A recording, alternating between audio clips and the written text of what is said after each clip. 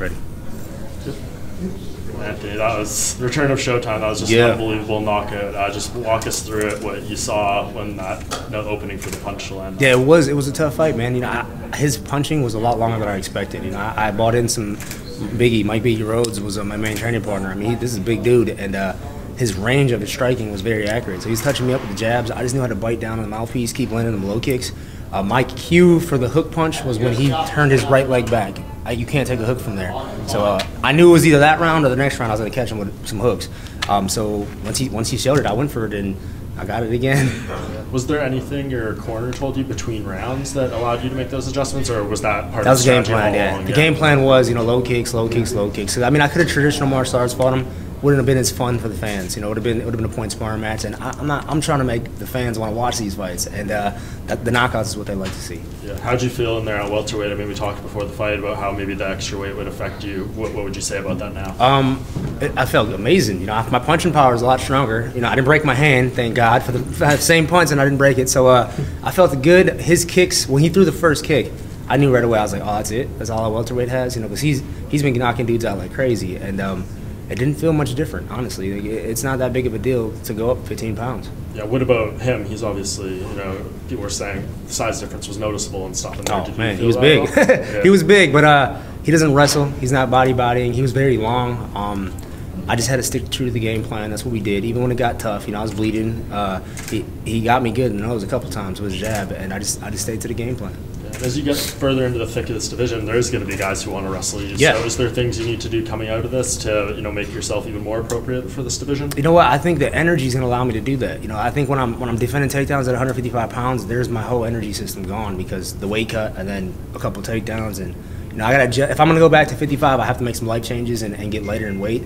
I think 45 really hurt me. When I went to 45, it really hurt my body. But I weighed in less tonight than I did when I fought Tony Ferguson. You know, and my body got to digest the food, and I felt good. When I fought Tony, it just held everything. I looked fat in there. I felt slow. So I think the energy is a huge thing. So after the fight, obviously, you mentioned some names that you'd be interested in fighting. Is there anyone that's atop the list? Well, Conor McGregor just put a tweet out, so yeah. I mean that's a fun fight. Another guy that you know, I love his style. Like another guy's gonna be a fun style to fight.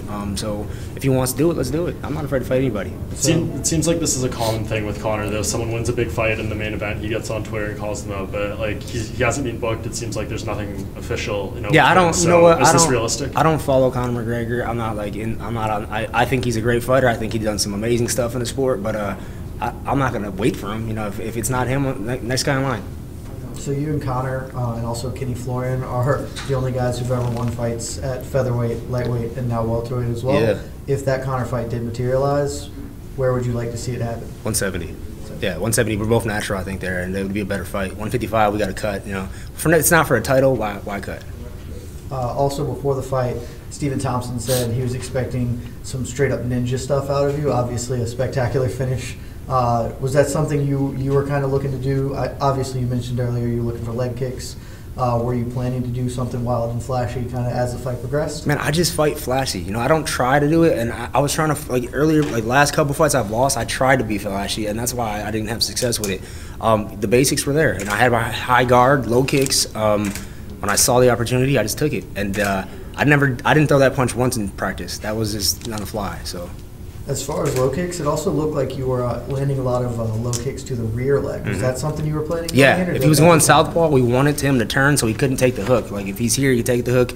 You can't take a hook in this position. So once he did that, that was my cue to go for the hooks. You know, I was doing straight punches until he turned, but he was better at me in the straight punches. I'd say that. You know, he was longer. His range was a little crisper than mine, and I was hard to hit him. So I had to kick first to allow me to punch him, and then once he turned that stance, boom, overhand right.